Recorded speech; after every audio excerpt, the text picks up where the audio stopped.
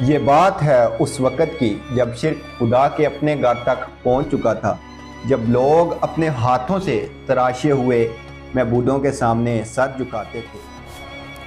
یہ ہے جو ہمیں رزق دیتے ہیں، جب جہالت کا اندھیرا اتنا گہرا تھا کہ انسان دشمن بن چکا تھا، جب لوگ زمین سے مایوس ہو کر آسمان کی طرف دیکھنے لگے تھے۔ انہی سے ہم اولاد مانگتے ہیں۔ یہ وہ وقت تھا جب اللہ نے مکہ کے قبیلے بنو قریش میں اپنے آخری نبی محمد صلی اللہ علیہ وآلہ وسلم کو بھیجا۔ یہ نیا پیغام پھیل رہا ہے۔ قرآن کی روشنی اس وقت پھیلنے لگی، توحید کی آواز بلند ہوئی۔ یہ کیسی روشنی ہے؟ لیکن انسانوں کے علاوہ کوئی اور بھی تھا، کوئی جو اس روشنی کا متلاشی تھا، مگر انسانی آنکھ اس سے دیکھنے سے قاصر تھی۔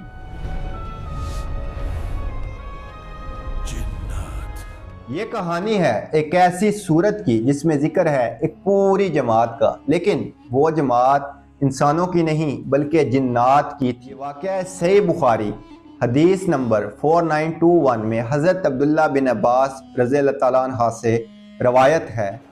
یہ واقعہ میں روایت کرتا ہوں۔ رسول صلی اللہ علیہ وسلم طائف سے غمگین واپسی کے بعد مکہ کی طرف لوٹ رہے تھے۔ آپ کے ساتھ حضرت زید بن حارث تھے۔ جب آپ صلی اللہ علیہ وآلہ وسلم نخلا کے مقام پر پہنچے تو فجر کی نماز کا وقت ہو گیا تھا۔ فجر کا وقت ہو گیا ہے۔ آپ صلی اللہ علیہ وآلہ وسلم نے نماز شروع کی اور قرآن پاک کی تلاوت فرمانے لگے۔ قل انما ادعو ربی ولا اشرک به احدا۔ اسی وقت جنات کا ایک گروہ وہاں سے گزر رہا تھا۔ یہ جن غیر مسلم تھے اور ایک عجیب الجھن میں بھٹک رہے تھے۔ یہ کیسی آواز ہے؟ جنات پریشان تھے، کیوں؟ کیونکہ ان پر آسمانوں کے راستے بند کر دیے گئے تھے۔ ہم بھاتک گئے ہیں، آسمان کے راستے بند ہیں۔ وہ پہلے کی طرح آسمان پر جا کر فرشتوں کی باتیں اب نہیں سن پاتے تھے۔ آسمانوں کی حفاظت بہت سخت کر دی گئی ہے۔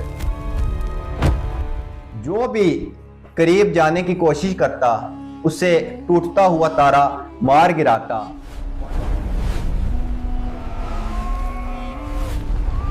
اسے شہب نے مار گرایا۔ زمین پر ضرور کوئی بہت بڑا واقعہ ہوا ہے، چلو مشرق مغرب ہر طرف پھیل جاؤ، پتہ لگاؤ کہ یہ ہو کیا رہا ہے۔ پر کوئی بڑا واقعہ ہوا ہے، پھیل جاؤ اور پتہ لگاؤ۔ جنات کا گروہ بھٹکتا ہوا اسی وادی تک پہنچا جہاں اللہ کے رسول صلی اللہ علیہ وسلم فجر کی نماز میں قرآن پڑھ رہے تھے۔ Look, the sound is coming from there. جب انہوں نے قرآن سنا تو اس ٹائم وہ ٹھٹک گئے۔ سنو، کیا تم سب سن رہے ہو؟ یہی ہے خدا کی قسم، یہی وہ چیز ہے جس کی وجہ سے ہمیں آسمان سے روکا گیا ہے۔ خدا کی قسم، یہی وہ چیز ہے جس کی وجہ سے ہمیں آسمان سے روکا گیا ہے۔ یہ کوئی عام کلام نہیں ہے، یہ کتاب ہدایت ہے۔ یہ کوئی عام کلام نہیں ہے، یہ کتاب ہدایت دیتی ہے۔ انہوں نے فوری وہی ایمان قبول کیا، وہ فوراً اپنی قوم کی طرف پلٹے اور انہیں خبردار کرنے لگے۔ اپنی قوم کو خبردار کریں۔ اے ہماری قوم، ہم نے ایک عجیب قرآن سنا ہے۔ Our people, we have heard an amazing Quran. جو بلائی کا راستہ بتاتا ہے، ہمیں اس پر ایمان لے آئے ہیں۔ اب ہم اپنے پروردگار کے ساتھ کسی کو شریک نہیں ٹھہرائیں گے۔ پر ایمان لے آئے ہیں، اب ہم اپنے پروردگار کے ساتھ کسی کو شریک نہیں ٹھہرائیں گے۔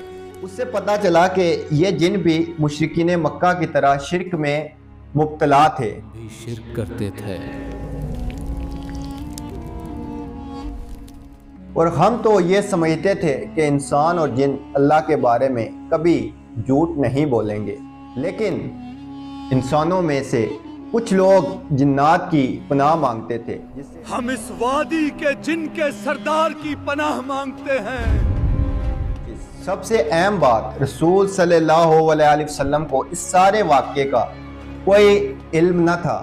آپ کو نہ جن نظر آئے، نہ ان کی باتیں سنائی دی، یہاں تک کہ اللہ تعالیٰ نے آپ صلی اللہ علیہ وسلم پر وحی نازل کی۔ وحی نازل ہو رہی ہے۔